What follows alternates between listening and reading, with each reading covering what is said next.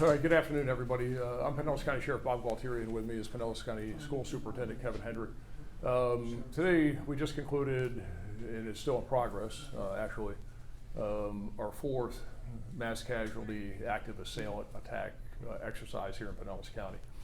One of the things that is great about Pinellas County is the collaborative effort of everybody working together to be as prepared as we can possibly be for what will be the worst day in the lives, especially if it happens in a school, of kids, parents, and staff members.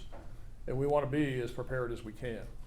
The goal in any one of these responses is to have as much organized chaos as we can, because it's going to be chaotic. We need to manage people's expectations, and we want to make sure that we create the safest environment as quickly as we can, that we stop the killing, we stop the killer, and we get the kids, if it's in the school, and the staff members to a place of safety and get them treatment as fast as we can. So to put on an exercise like this is a great magnitude. It takes a lot of planning, takes hundreds of people to make it as real as we possibly can. One of the things that I know that we have mastered here in Pinellas County is being able to stop the killing and to, as they would say, neutralize that threat quickly.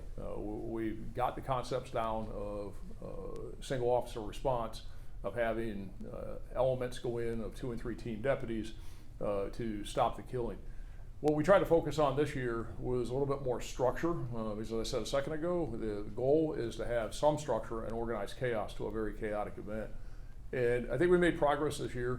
We are doing something here in Pinellas County that I don't know is being done, at least to this magnitude, anyplace else in Florida or anyplace else in the country, is that every police agency and fire agency, EMS agency in the county trains together. And that is very unique. We started this a while back, and we have a common countywide active assailant response policy. So as opposed to all the police departments and different agencies having their own independent, unilateral protocols, policies, and responses, we now operate off of one page, and we all train together. So that's a big deal. And we have seen great progress that we've made since we've been doing that, but there's still room to improve. Another thing where we are here today is something that we have brought together through the work of every municipality in Pinellas County government, the school district, and that is, as quickly as we can, to bring what we call the affected people, and in this case, the students at a school who are the victims of one of these incidents, to be reunited with family members and friends. So the Family Reunification Center, which is what this is a place that people would be taken, and as they're taken to the Reunification Center, they're reunited as fast as they can with family members and friends so that they can go home. At the same time here, we want to make sure that people are cared for. There's medical care that they can receive. We have investigators here that can do interviews. We can collect evidence. But the primary goal of a reunification center is just that, and to make sure that the family members get to their loved ones as soon as possible. The Reunification Task Force here in Pinellas County is comprised of about 250 people from all the police departments, fire agencies, cities that are non-first responder people, the school district, supplies personnel, and we all come together because it takes a lot of people to staff it. Again, I don't know of any really entity in Florida, anywhere in the country, that is doing what we're doing and has made the investment. The Pinellas County Commission invested about $1.7 million into all the equipment for the tents, the generators, the air conditioning units. We developed all the own software ourselves, so there's a lot that goes into making this work. But this can be used not just for a mass casualty intentional act, an active assailant event, but it can also be used during a natural disaster, and it can be used during an accident situation. So we're still in the process of developing all the protocols and building it out, but we're a long way toward that end goal than we were a year ago.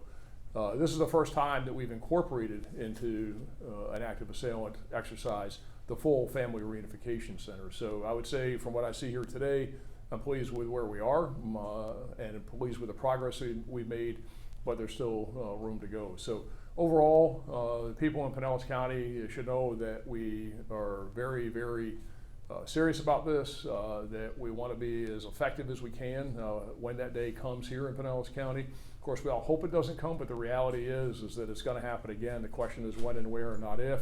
And if it does happen here in Pinellas County, we're going to be as prepared as we can.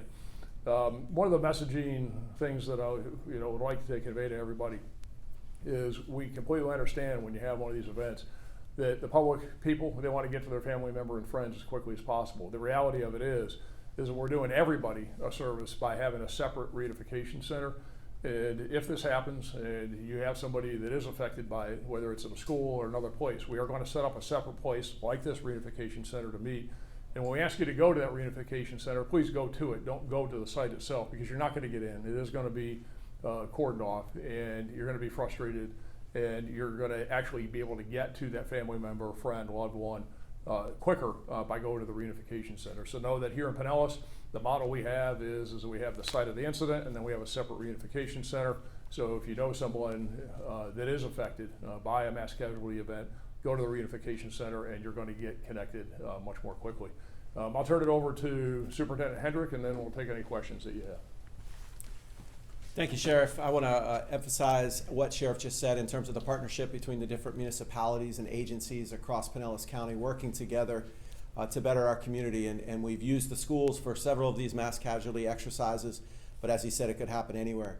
The partnership has been tremendous, but I think I want to emphasize and tell the community that our goal, of course, is to never get here. And so as much as we can work on preventing these types of situations, that's what our staff is working on today. So every principal and assistant principal in this district participated and watched and observed the drill this morning.